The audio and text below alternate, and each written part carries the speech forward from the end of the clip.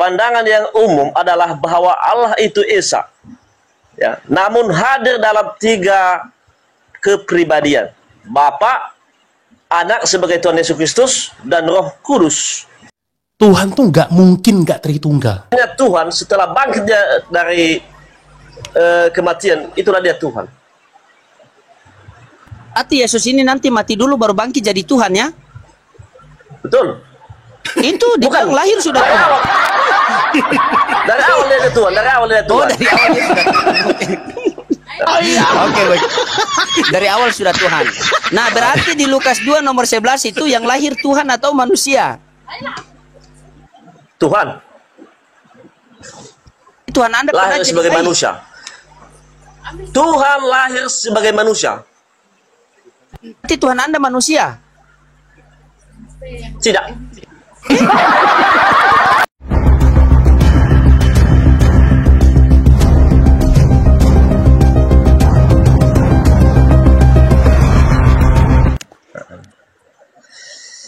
Jadi ini tadi ketanyakan apa namanya ini temanya kita ini, siapa Tuhan menurut Yesus?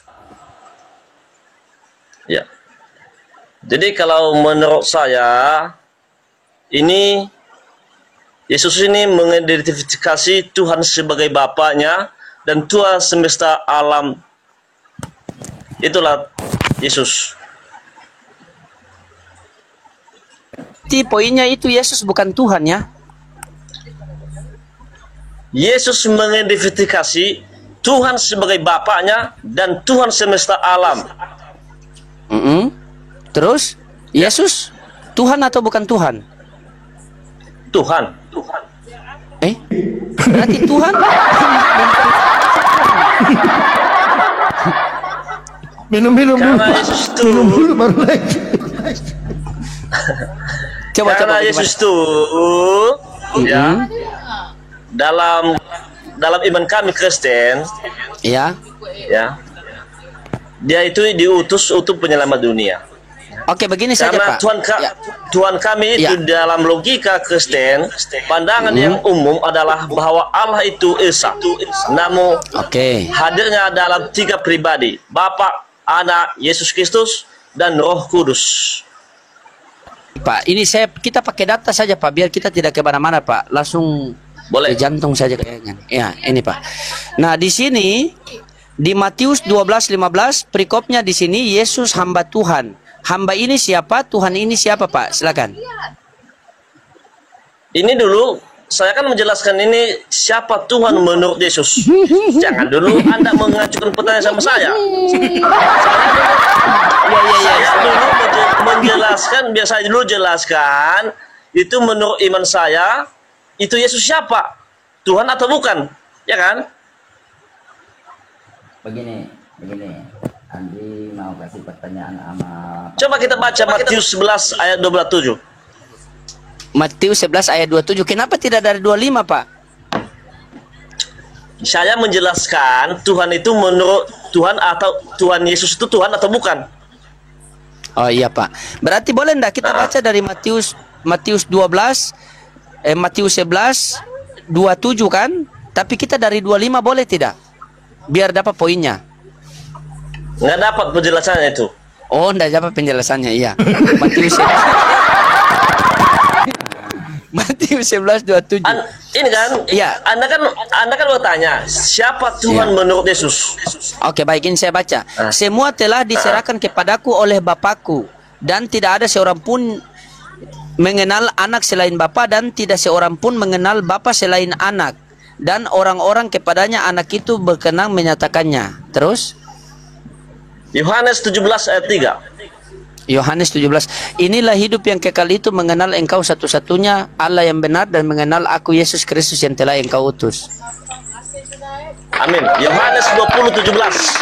Mungkin satu-satu Bang, satu-satu dulu kita bahas. Yohanes 17:3 dulu, jadi jangan lompat-lompat Bang. Enak edukasi teman-teman ya. Nah, 17:3 silakan Pak. Ya. Nah, Yohanes 17:3 saya buka ya Pak ya. Biar kita dapat edukasi di bawah. Ayat neraka. Ini Pak, Yohanes 17:3. Ya, nih. Ini. inilah hidup yang kekal itu, bahwa mereka mengenal engkau satu-satunya Allah yang benar dan mengenal Yesus Kristus yang telah engkau utus. Nah, ayat ini menjelaskan Yesus Tuhan atau utusan Tuhan. Saya pernah menyampaikan kepada saudara-saudara saya. Ini diskusi atau buat apa ya? Ini Pak. Bisa saya jelaskan? Yes. Ya, ayat ini menceritakan Yesus Yesus Tuhan atau utusan Tuhan. Boleh saya jelaskan? Silakan. Nah, ini Yesus itu diutus oleh Bapaknya. Bapaknya yang mengutus dia, ya. Jadi saya sampaikan tadi, dalam teologi Kristen, pandangan yang umum adalah bahwa Allah itu Esa. Ya, namun hadir dalam 3 kepribadian. Bapa, Anak sebagai Tuhan Yesus Kristus, dan Roh Kudus. Tuhan tuh nggak mungkin nggak tritunggal. Realitanya satu-satunya Tuhan yang benar menurut Yesus adalah Allah. Kalau kita lihat ucapan Yesus sendiri di dalam Bible, Yesus sangat jelas mengajarkan tauhid, bahwa hanya ada satu Tuhan yang benar, yaitu Allah Bapa di surga, bukan dirinya. Yohanes 17 nomor 3, inilah hidup yang kekal itu, yaitu bahwa mereka mengenal Engkau, satu-satunya Allah yang benar, dan mengenal Yesus Kristus yang telah Engkau utus. Ya. Jadi saya kasih contoh, ya. Karena kalau sebelum zaman-zaman dulunya itu, Allah itu tidak bisa ketemu secara langsung kepada manusia, melainkan secara ibaratnya entah hanya suara lah yang mendengar kayak gitu ya kan. Jadi merupakan seperti nyalakannya api, tapi tidak bisa ketemu langsung. Tetapi Allah telah melihat dunia ini telah hancur, telah jatuh dalam dosa. Jadi tidak ada jalannya memulihkan manusia ini. Maka Tuhan Yesus inilah berinkarnasi, dia datang ke dunia ini. Ya, saya kasih contoh satu.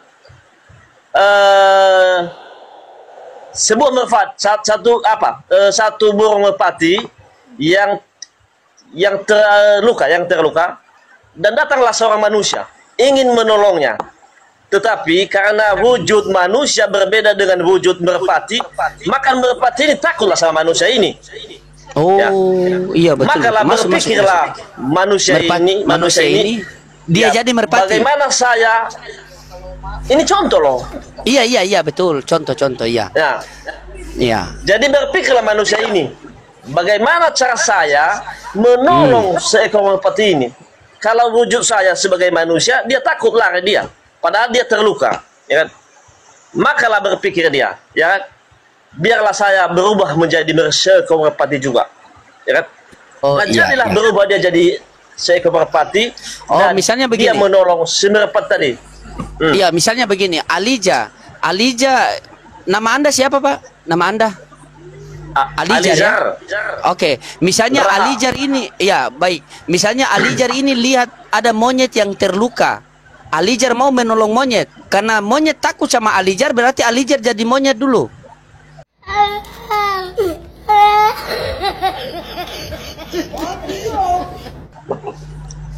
Ya kalau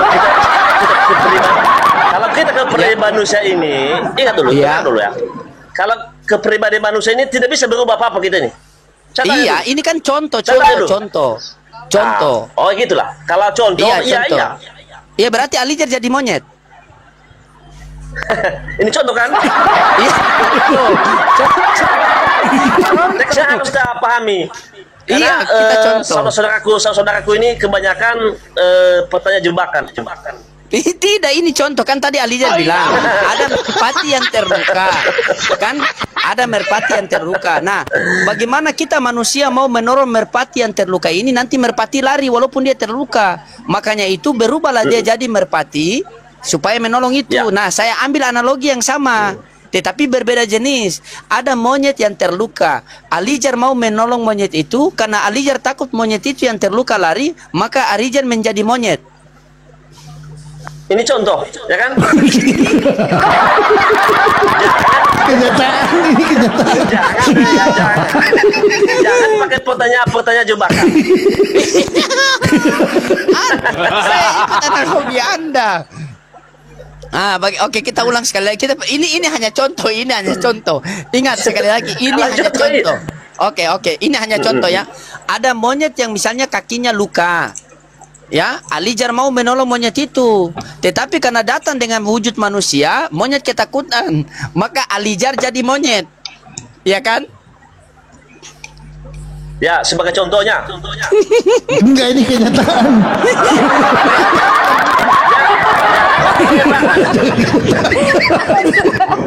Halo.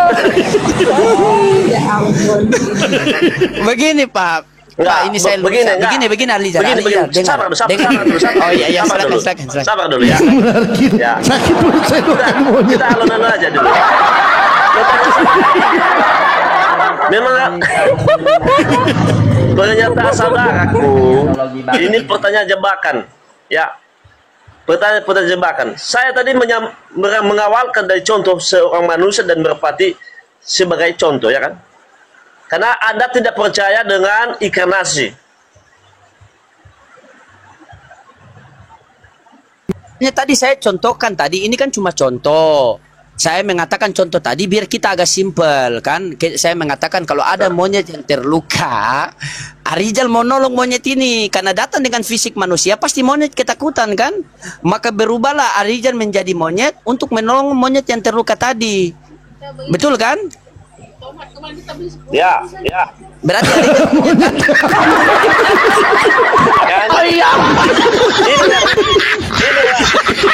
Inilah saudara-saudaraku. Ngapain dia ngomong sama monyet?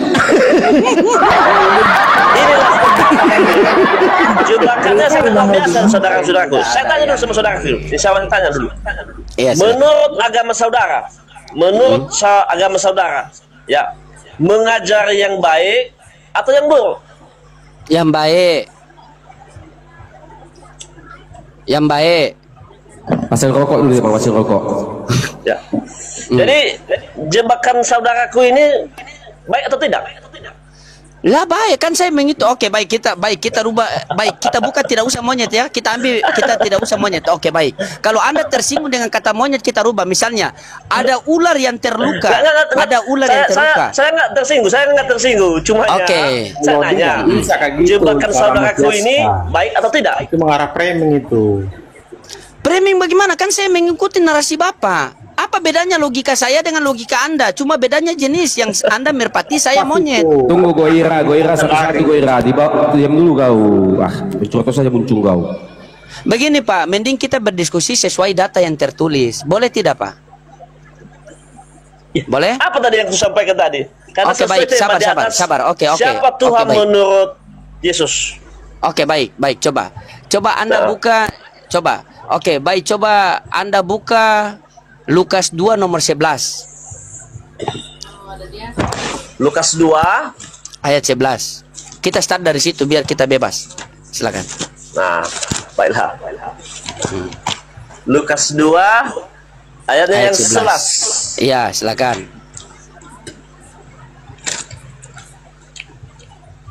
11 ya. Judulnya Kelahiran Yesus. Iya, silakan. Hari ini telah lahir bagimu juru selamatmu, yaitu Kristus, Tuhan di kota Daud. Hari ini telah lahir bagimu juru selamat, yaitu Kristus, Tuhan di kota Daud. Iya, yang lahir itu Tuhan atau manusia? Yesus ini terbagi dua dia. Oh, terbagi dua. Ya, saya jelaskan? Iya. Dagingnya adalah manusia. Biar saya ingat, daging adalah manusia. Ya. Daging adalah manusia. Oke, silakan. Terus? Tapi kepribadiannya lahir sebagai manusia, itu dia manusia. Tapi kepribadiannya Tuhan setelah bangkit dari kematian, itulah dia Tuhan. Arti Yesus ini nanti mati dulu baru bangkit jadi Tuhan ya? Betul. Itu bukan lahir sudah Tuhan.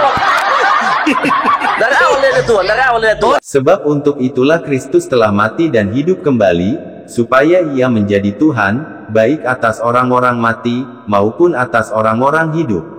Dari awal dia sudah Oke, baik. Dari awal sudah Tuhan. Nah, berarti di Lukas 2 nomor 11 itu yang lahir Tuhan atau manusia? Tuhan.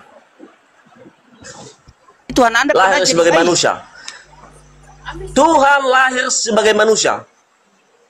Berarti Tuhan Anda manusia? Tidak.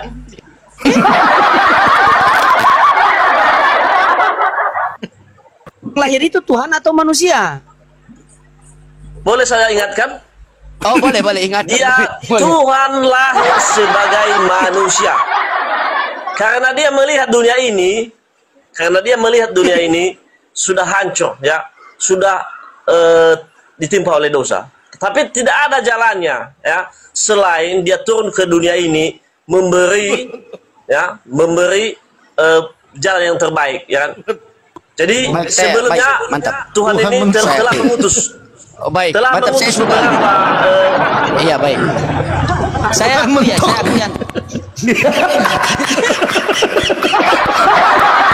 Tidak ada jalan lain.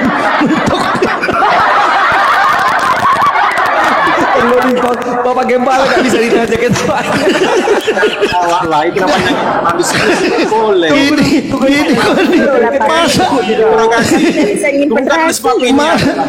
masa Tuhan mentok? Tuhan mentok nggak ada jalan lain. Tidak bisa simpan rahasia pati. Karena kita ini berbeda pendapat dan berbeda keyakinan, maka apa yang dikatakan satu itu tidak kita terima karena perbedaan. Tidak, saya senang tadi saya senang tadi ketika Anda mengatakan bahwa Tuhan karena melihat ini dunia semakin hancur, maka Tuhan datang ke dunia, dia menjadi manusia, betul tidak? Betul kan? Ya. Kita sepakat sebagai manusia. Oke, sabar. Kita sepakat Tuhan ini cuma satu kan? Ya. Iya, ketika Tuhan turun ke dunia jadi manusia, siapa lagi di sorga? Tuhan.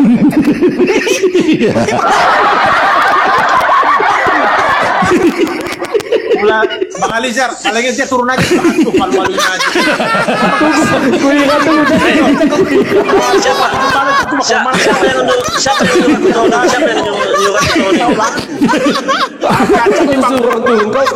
Kau dibawa dulu. Kau mulai kejar-kejar.